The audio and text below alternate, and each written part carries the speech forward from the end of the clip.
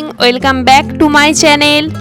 আজ সকাল থেকে এত ব্যস্ত ছিলাম যে সকাল থেকে ভ্লগটা শুরু করতে পারলাম না, তাই একদম রান্না থেকে শুরু করলাম।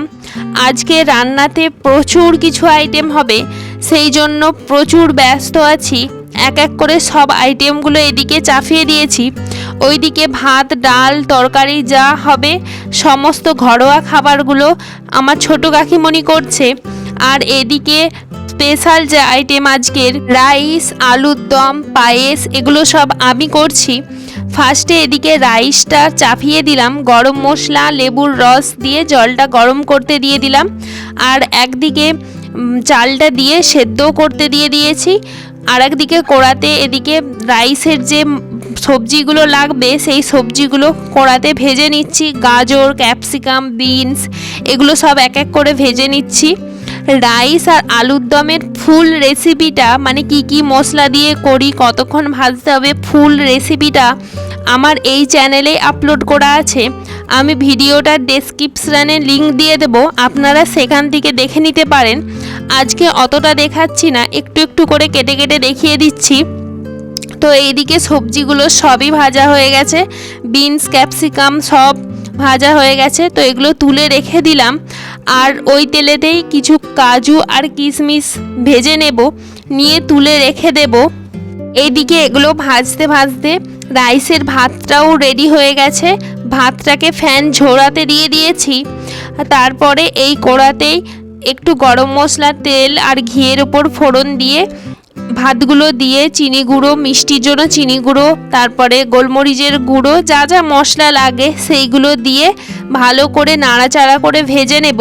হালকা হাতে ভাজতে হবে, বেশি তাড়াতাড়ি করে ভাজলে ভাতগুলো ভেঙে যেতে পারে, তখন আর লম্বা লম্বা যে চালগুলো দেখতে সুন্দর লাগে সেটা আর থাকবে না। তাই হালকা হাতে একটু ভেজে নিতে হবে।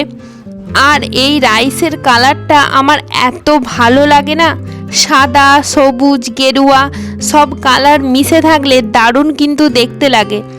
এইদিকে আপনাদের সাথে কথা বলতে বলতে রাইসটা আমার প্রায় ভাজাই হয়ে গেছে।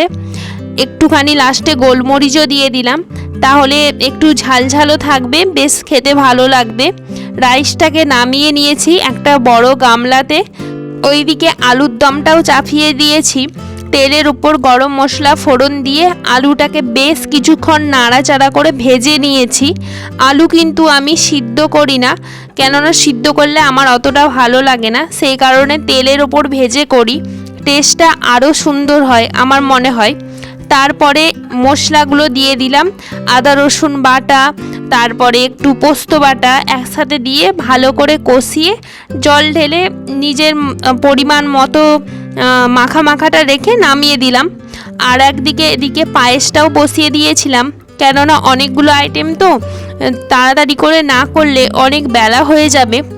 গোবিন্দভোগ চালের পায়েস হচ্ছিল আজকে। নামাবার আগে দুটো এলাচ দানা আর একটু ঘি দিয়ে দিলাম, তাহলে টেস্টটা খুব সুন্দর হবে আর গন্ধটাও খুব সুন্দর বেরাবে। এদিকে আলুর দমও রেডি হয়ে গেছে। আমি তারপরে স্নান করতে চলে গিয়েছিলাম। স্নান করে ফ্রেশ হয়ে ঠাকুর প্রণাম করে নিয়েছিলাম। করে এদিকে খাবারের জন্য আমি থালাটা সাজিয়ে দিতে আসলাম।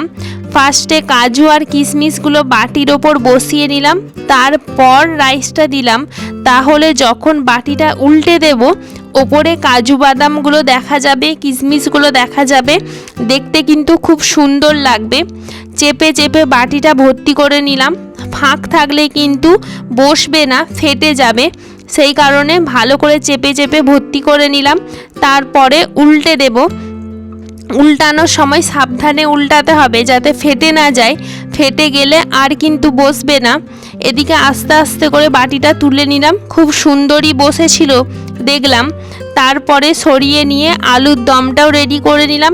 বাকি ভাত, মাছের ঝোল যা রান্না হয়েছিল আজকে সব এক এক করে সাজিয়ে নিলাম। ওইদিকে আপনাদের দাদাভাইও স্নান করে বড়দের থেকে আশীর্বাদ নিয়ে নিয়েছে। আর আমি এদিকে থালা সাজিয়ে দিয়েছি। কেমন হয়েছে অবশ্যই কমেন্টে বলবেন। আজকে রান্না হয়েছিল রাইস, সাথে আলুর দম, ভাত, শাক ভাজা, করলা ভাজা, আলু ভাজা, পটল ভাজা, মাছের ঝোল, মাছের তেল দিয়ে চচ্চড়ি, চাটনি, পায়েস, মিষ্টি আর সাথে ওকে জুস, চকলেট এসব দিয়েছিলাম। স্পেশাল মানুষ, বিশেষ করে বিয়ে হবার পর মেয়েদের সবথেকে কাছের মানুষ তার হাজবেন্ড, তো তার জন্মদিন বলে কথা, এটুকু তো করতেই হয়। এদিকে ও খেতে শুরু করে দিয়েছিল আর আমরাও খেয়ে নিয়েছিলাম। তারপর সন্ধেবেলা চলে আসলাম সোজা কেক কাটিংয়ে। এদিকে ডেকোরেশন করে নিয়েছিলাম, একটু সাজিয়ে নিয়েছিলাম কেকটাকে। কেমন হয়েছে অবশ্যই বলবেন। আর কালকে দেখিয়েছিলাম না, এই কেকটাই চয়েস করে নিয়ে আসছিলাম, এটাই পছন্দ হয়েছিল দুজনের। আর ও এদিকে হাই বলছিল, আমিও একটু বললাম। তারপরে কেক কাটিং শুরু হবে।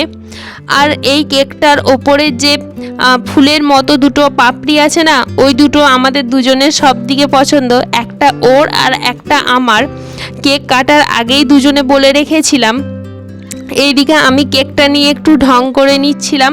তারপরে ও কেক কেটে নিল, সবাইকে তারপর একটু করে খাইয়ে দিল। আর আমিও ওকে একটু খাইয়ে দিলাম, ও আমাকে একটু খাইয়ে দিল।